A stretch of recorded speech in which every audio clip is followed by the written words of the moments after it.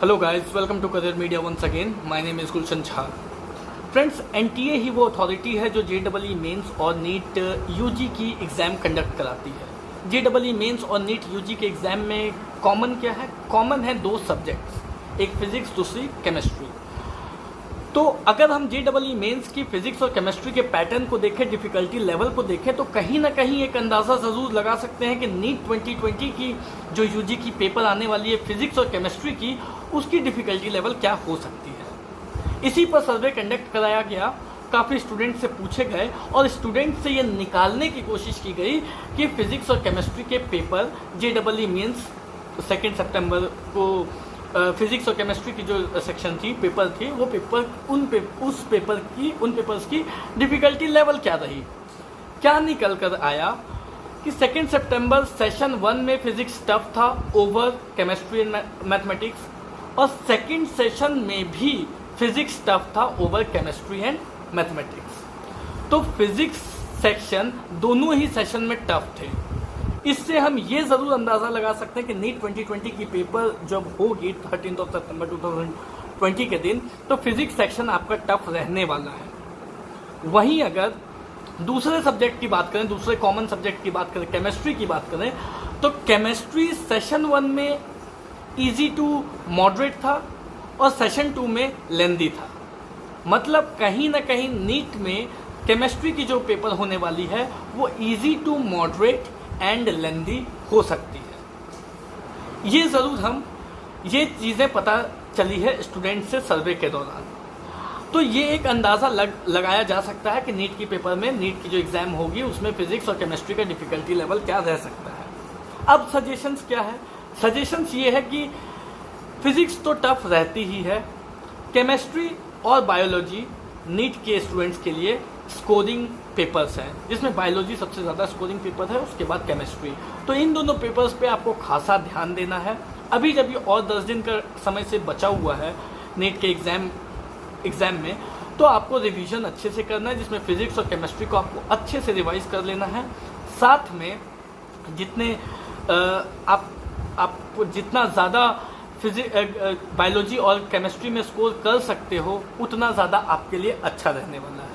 और साथ में फिज़िक्स जो कि नीट में हो सकता है टफ आए, उसके लिए जिन चैप्टर्स पे आपकी अच्छी कमांड है, उन चैप्टर्स को ही आप रिवाइज कर लो अच्छे से। और उन चैप्टर्स को अच्छे से रिवाइज करने का मतलब है कि उन चैप्टर्स से अगर क्वेश्चंस आते हैं तो वो मिस नहीं होने चाहिए, चाहे वो ट्रिकी क्वेश्चंस ही क्यों ना हो।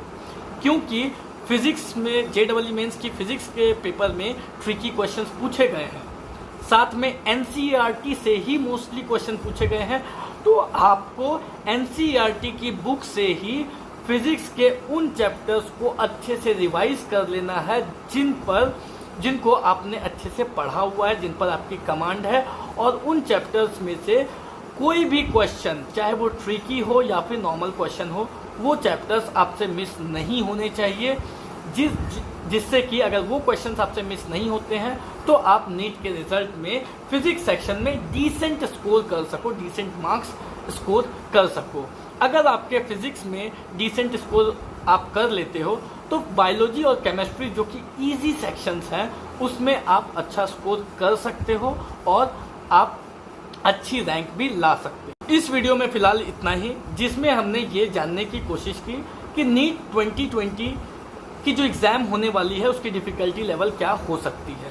साथ में एक और सजेशन मैं आपको ये भी देना चाहूँगा कि एनटीए नीट की एग्ज़ाम कंडक्ट करा रही है 2019 से।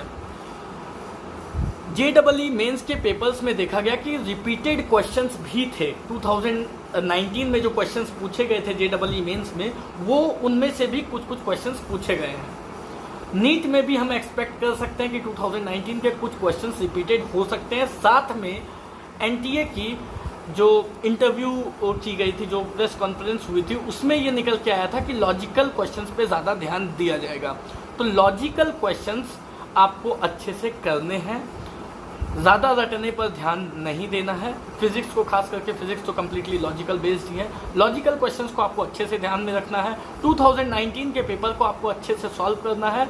और अगर हो सके तो जेईई मेंस की जो फिजिक्स और केमिस्ट्री सेक्शन है उनके जो पास्ट ईयर्स के क्वेश्चंस हैं उन क्वेश्चंस को आप अच्छे से सॉल्व कर लो। एटलीस्ट जो पीछे के 5 साल के क्वेश्चन पेपर्स हैं फिजिक्स और केमिस्ट्री के JEE मेंस के, उन क्वेश्चन पेपर्स को अगर आप सॉल्व कर लेते हो तो आई एक्सपेक्ट कि आपका फिजिक्स का सेक्शन और केमिस्ट्री का सेक्शन भी बहुत अच्छा हो जाएगा। तो फ्रेंड्स, इस वीडियो में फिलहाल इतना ही। नेक्स्ट वीडियो में कुछ और अपडेट के साथ मैं गुलशन झा हाजिर होऊंगा। तब तक के लिए have a nice day. Thank you so much.